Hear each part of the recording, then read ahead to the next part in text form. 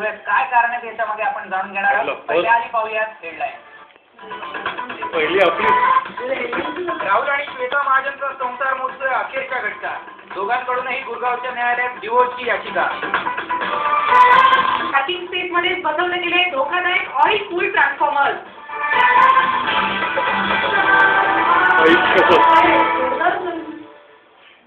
सरकारी यंत्रणा स्वतःहून हलत नसेल तर आपल्याला तिला जागा करावं लागतं. हेच ठरवले आता पुण्याच्या शोभापुरम सोसायटीतल्या या नागरिकांनी. इलेक्ट्रिसिटी ऍक्ट नुसार गृहप्रकल्पांमध्ये ऑइल कूल्ड ट्रान्सफॉर्मर्स लावण्यास सरकारने 2004 नंतर बंदी केलेली आहे. पण काही ठिकाणी मात्र या नियमांचं उल्लंघन करून असे ट्रान्सफॉर्मर्स बसवले जात आहेत. आपण बघतो आहोत की कशा प्रकारे हे ऑइल कूल्ड ट्रान्सफॉर्मर्स लावले जात आहेत. याच्यावर बंदी घालण्यात आली आहे. 2004 नंतर उपहारकांड जे झालं होतं दिल्लीमध्ये त्यानंतर या अशा प्रकारचे ट्रान्सफॉर्मर्स लावण्यास बंदी करण्यात आली होती. पण एकंदरीतच अजूनही बिल्डर या सगळ्या नियमांचं उल्लंघन करून हे असे ऑइल कूल ट्रान्सफॉर्मर्स लावत आहेत. एकंदरीतच हे जे ऑइल कूल ट्रान्सफॉर्मर्स असतात हे कधीही बस्ट होऊ शकतात. त्यामुळेच अशा प्रकारचे ट्रान्सफॉर्मर्स लावण्यास बंदी आहे. या संदर्भात आपण अधिक चर्चा करूयात आमचे प्रतिनिधी मयुरेश कोंडूर यांच्याबरोबर. मयुरेश, ही बाब नेमकी कधी लक्षात आली की अशा प्रकारचं नियमांचं उल्लंघन होत आहे आणि हे ऑइल कूल ट्रान्सफॉर्मर्स लावले जात आहेत? प्रतीक, साधारणतः काही दिवसांपासूनच जेव्हा आम्ही इलेक्ट्रिसिटी इंजिनियरच्या डिपार्टमेंटची चर्चा केली तेव्हा त्यांनाही कळलं की त्यांच्याकडे अशा काही केसेस होत्या. पण जे काही आपले स्टार माझाचे दर्शक आहेत, जे जागरूक आहेत, त्यांनी आपल्याला ही बातमी कळवली. ज्यावेळेस हे आपण उदाहरण असं दाखवतो, शोभापुरम हे जी इमारत वसाहत आहे पुण्याच्या वारजे भागामध्ये, त्या नागरिकांनी गेले काही महिन्यांपासून ते प्रयत्न करतायत की याच्यावर माहिती मिळवावी, याच्यावर काम करावं. त्यांनी माहिती अधिकार त्याच्यासाठी वापर केला. त्यांनी त्यांच्या बिल्डरकडे एकसाठी तगादा लावला. माहिती अधिकाराचा वापर करून MSCBCL नंतर PWDचं डिपार्टमेंट असतं, इलेक्ट्रिसिटी इन्स्पेक्शनचं जे हे सगळं काम करतं ट्रान्सफॉर्मर बसवणं, त्यांच्याकडे त्यांनी तगादा लावला. त्यानंतर त्यांना ही माहिती मिळाली की वास्तविक हे जे ऑइल कूल ट्रान्सफॉर्मर्स आहेत त्याच्यावर ट्रान्सफॉर्मर थंड होण्यासाठी ऑइलचा वापर केला जातो. ह्याच्यातलं ऑइल जे आहे हे कधीही तापून बस्ट होऊ शकतं. असेच काही प्रकार घडले होते. अशीच थोडीशी केस उपहारकांडामध्ये सुद्धा दिल्लीमध्ये घडलेली होती. तर त्याच्यानंतर हे बंदी आहे. आणि हे जेव्हा त्यांना समजलं की पार्किंगमध्ये तुम्ही बसवू शकत नाही, सरकारने असं केलेलं आहे की 2004 नंतर हे तुम्ही ओपन स्पेस तुमच्या इमारतीच्या बाहेर बसू शकता पण पार्किंगमध्ये बसू शकत नाही. कारण जर अपघाताला हे ब्लास्ट झाले तर नागरिकांच्या जीवाची खेळ आहे. हे जेव्हा त्यांना समजलं की आपल्याच पार्किंगमध्ये बसवलेला आहे ऑइल कूल ट्रान्सफॉर्मर, त्यासाठी त्यांनी तगादा लावला. त्यांना प्रयत्न येत नव्हते तेव्हा त्यांनी आपल्याकडे ते आलेले आहेत आणि तेव्हा हे सगळं समोर आलं. आम्ही नक्कीच मयुरेश, आता आपल्या बरोबर आहेत महावितरणचे चीफ इंजिनियर रमेश सिंग गौतम. आपण त्यांना विचारूया की नेमके हे किती गैर आहेत अशा प्रकारचे oil cool transformer. Ramesh ji, इस तरीके के ऑइल कूल ट्रांसफॉर्मर्स लगाना 2004 में ही बंद किया गया है. कितने डेंजरस होते हैं इस तरीके के ऑइल कूल ट्रांसफॉर्मर्स? हाँ, ऑयल कूल ट्रांसफार्मर जो होते हैं उसमें मैक्सिमम इंसुलेशन और कूलिंग के लिए ऑयल मीडियम यूज किया जाता है. और इनके मराठीत बोलू का इंग्लिश बोलू चालेल का? मराठीत बोलतो. हा, त्याच्यामध्ये ऑइलचं प्रमाण जास्त असते. ते इन्सुलेशन म्हणून वापरतो आणि टेम्परेचर थंड करण्यासाठी वापरतो. तर त्याच्यामध्ये जर इंटरनल काही फॉल्ट झाला ट्रान्सफॉर्मरमध्ये टेक्निकल वायंडिंगचा तर तो ट्रान्सफॉर्मर बस्ट होऊ शकतो. बस्ट झाल्यानंतर काय होते की हे गरम ऑइल फेकलं जाते आणि त्याच्यामुळे या ऑइलला आग सुद्धा लागू शकते. आगमध्ये स्पार्किंग होऊन आतमध्ये प्रेशर एवढं डेव्हलप होतं की ते गरम ऑइल होऊन तापून ते लोखंडी जी टाकी आहे ती फुटून ते ऍक्सिडेंट अपघात होऊ शकतात. त्यामुळे बेसमेंटमध्ये किंवा याच्या बिल्डिंगमध्ये कमर्शियल किंवा रेसिडेन्शियल कॉम्प्लेक्समध्ये लावू नये असं नियम झालेला आहे. ते लावू नये. लावल्यास त्याचा स्फोट वगैरे झाला फार मोठा अपघात होऊन जीवितहानी होऊ शकते. मोड लावू नये असा नियम झालेला आहे. सिंग साहेब, आम्हाला असं सांगा की हे जे कूल ट्रान्सफॉर्मर्स आहेत ते आतापर्यंत तुम्ही आताच म्हणालात की ते गरम होत असल्यामुळे त्याच्या मोठे धोकाही असतो, तर आतापर्यंत अशा काही केसेस समोर आल्यात का?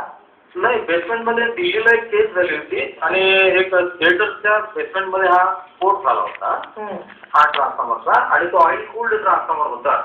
त्यामुळे काय झालं की बरेच लोक भाजले आणि अपघात झाला होता. त्यामुळे तेव्हापासून निघालं की बेसमेंटमध्ये असे लावू नये पण ओपन टू स्काय असा लावलं तर ते हरकत नाही. म्हणजे त्याच्यावर काही नसावं. ट्रान्सफॉर्मर जिथे बसवतो की नाही त्याच्यावर काही नसावं. पण बेसमेंटमध्ये अशा प्रकारचे ट्रान्सफॉर्मर्स लावले जाऊ नये.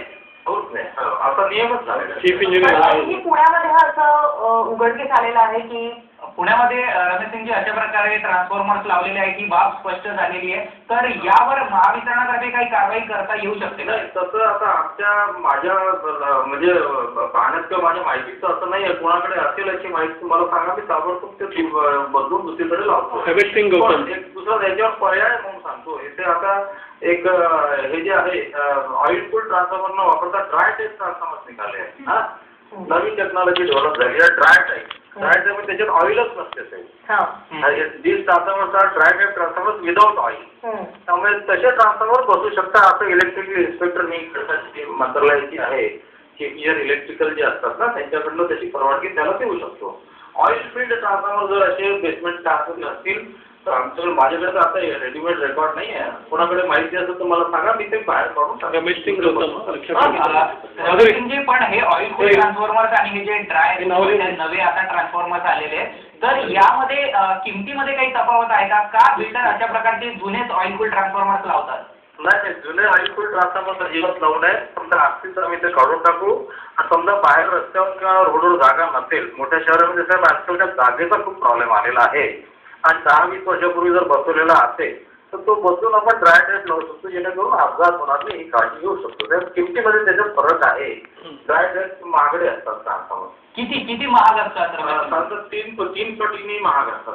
3 पटीने त्याची कॉस्ट येते, कारण की ऑइल वापरतच नाही, मेंटेनन्स झिरो होऊन जाते त्याचं. आणि त्यामुळे त्याची कॉस्ट नवीन टेक्नॉलॉजी आहे तर थोडीशी जास्त महागडी आहे थोडीशी, आणि म्हणूनच कुठेतरी जाऊन बिल्डर अशा प्रकारची पळवाट शोधताय. धन्यवाद रमेश सिंगजी, तुम्ही आम्हाला ही माहिती दिली त्याबद्दल. आणि आता ट्रान्सफॉर्मरमध्ये 2 प्रकार असतात, एक ऑइल कूल्ड असतं आणि एक एअर कूल्ड, म्हणजे त्याला आपण ड्राय टाईप ट्रान्सफॉर्मर म्हणतो. तर आता हा ऑइल कूल्ड ट्रान्सफॉर्मरमध्ये याच्यात जवळपास 1000 लिटर ऑइल आहे आणि याच्यात जर काही बिघाड झाला तर ह्याच्यात स्फोट होऊ शकतो आणि याच्यात आग धरू शकते. म्हणजे उपार थिएटरमध्ये वगैरे बहुतेक हेच झालेलं आहे. या अशा इन्स्टॉलेशनमध्ये इलेक्ट्रिसिटी इंडिया रूल्स आहेत 1956, ते असं म्हणतात की अशा इन्स्टॉलेशनमध्ये ड्राय टाईप ट्रान्सफॉर्मर पाहिजे, याच्यात ऑइल नसतं. रेसिडेन्शियल जो इमारती आहेत तर अशा पार्किंगमध्ये जर इन्स्टॉल करायचं असेल तुम्हाला अशा प्रकारे तर हा ड्राय टाईपच पाहिजे, कारण ड्राय टाईपमध्ये ऑइल नसतं. ऑइल नसल्यामुळे तो आग पकडू शकत नाही, त्यात फोर्स एअर कूलिंग असतं. त्यामुळे इलेक्ट्रिसिटी रूल्स जे आहेत त्याच्यात असं लिहिलेलं आहे की अशा पार्किंग किंवा रेसिडेन्शियल रहिवासी इमारतीच्या आत जो कुठला ट्रान्सफॉर्मर असेल तो ड्राय टाईपचाच असायला पाहिजे. तर हे जे इन्स्टॉलेशन केलेलं आहे हे बिल्डरनी हे चुकीचं आहे असं आम्हाला वाटतं. सोमाई बापना कन्स्ट्रक्शनचं हे बांधकाम असल्यानं रहिवाशांनी त्यांना गाठलं. उत्तर मिळालं हे योग्य बांधकाम आहे. मग माहितीच्या अधिकारात त्यांनी माहिती मिळवली PWD कडून आणि MSCDCL कडून आणि समजलं की 1 एप्रिल 2004 नंतर या पार्किंग प्लेसेस मधील ऑइल कूल ट्रान्सफॉर्मरच्या इन्स्टॉलेशनला परवानगी मुळीच नाहीये. हे असं कळालेलं आहे.